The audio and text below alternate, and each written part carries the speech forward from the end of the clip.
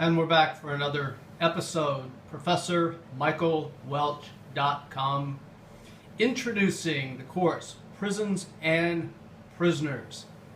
So if you're following these episodes in sequence, and I do hope you are, we left off with my graduate work in sociology at the University of North Texas in the 1980s, during which time I was also employed by the U.S. Department of Justice, Federal Bureau of Prisons, as a social science research analyst in FCI Fort Worth, Federal Correctional Institution, Fort Worth, a minimum security institution at that time.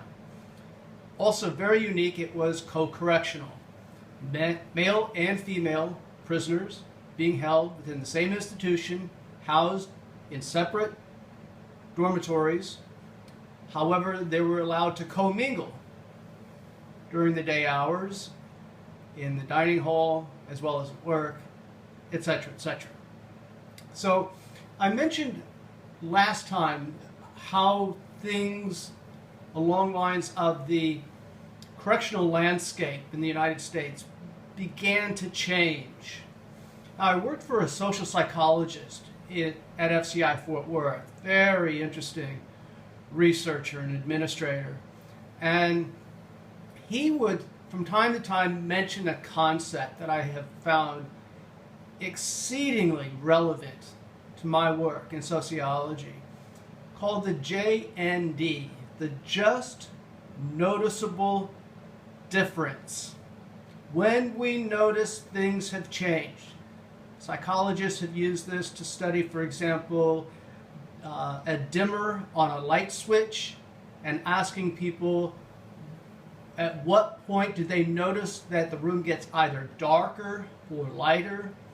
The JND, just noticeable difference. And when I was working as a researcher at FCI Fort Worth, I had this JND moment.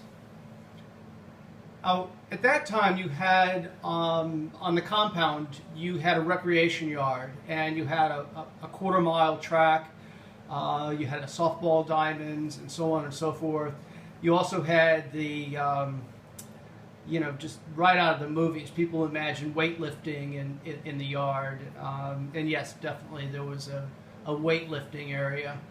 But not far from the weightlifting area was a little oasis, I would call it. It was a patch of AstroTurf with a golf hole in the center. And this is where a lot of the elderly prisoners would congregate. And FCI Fort Worth at that time had a significant subpopulation of elderly prisoners, in large part because we had a medical unit that was very much state-of-the-art. And many of these prisoners required medical treatment, or at least attention.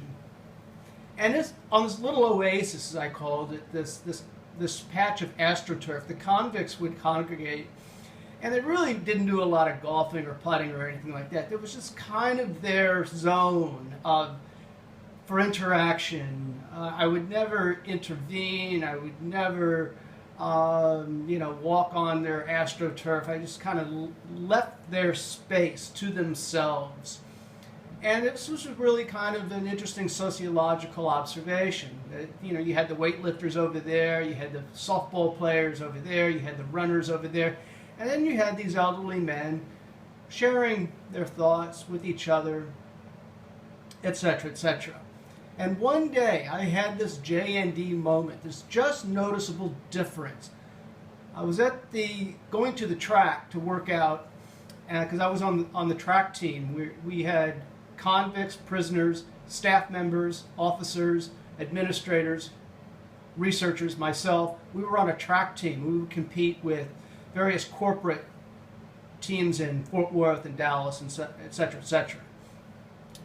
I mentioned that because there was a lot of activity built into this highly programmed institution of FCI Fort Worth. But more about that later. As I was walking to the track, I remember noticing that the patch of AstroTurf was gone. it had been completely removed. So I asked the guys over in the weightlifting area, I said, so what happened to the so-called golf course? I said, they took that out yesterday. I said, really? So I talked to my boss, and he informed me that the Bureau-wide policy was to re-examine some of these recreational facilities. And it would appear that that patch of AstroTurf could be interpreted by the media, by investigative journalists, as a golf course. And therefore, FCI Fort Worth had a golf course for prisoners, and therefore was an amenity. It was an unnecessary expense at taxpayers' purposes. And this was the JND for me. This is when things noticeably changed. From an institution that was committed to helping prisoners transition into the community to one that was becoming increasingly punitive. And that's the world we live in now. A highly punitive correctional system in the United States and elsewhere. The JND, the just noticeable difference. And we're going to talk about that in this course. But let us take another peek at some of these other items that will serve as components to this course. Let's go to publications. You click that. Got all these books. Lots to read. Well, in this course, we're going to adopt 2 books. The first one is Corrections. Let's take a look at this. And this is the 3rd edition, mind you. The first 2 editions are helpful, but they are not essential. This is a required reading. And this is the only text that takes a critical approach to the field of corrections. Again, very critical. I look at various social forces, economics, moral, political, technological forces that all interact in a larger repertoire of punishment and correction. This unique and refreshing text encourages students to think analytically about punishment. By establishing a greater social context, corrections is presented against the backdrop of social forces, well, I just said that, political, economic, religious, technological forces that affect correction systems. Students can gain an understanding of the correctional system through the author's critical and issues-oriented presentation of materials. The book consistently introduces clear, meaningful, and exciting examples illustrating various issues and concepts.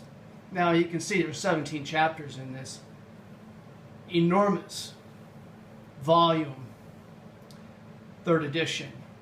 And you can read about the reviews of the various editions here if you're so motivated. You can buy it from this link here. You can also find it elsewhere on the internet and elsewhere.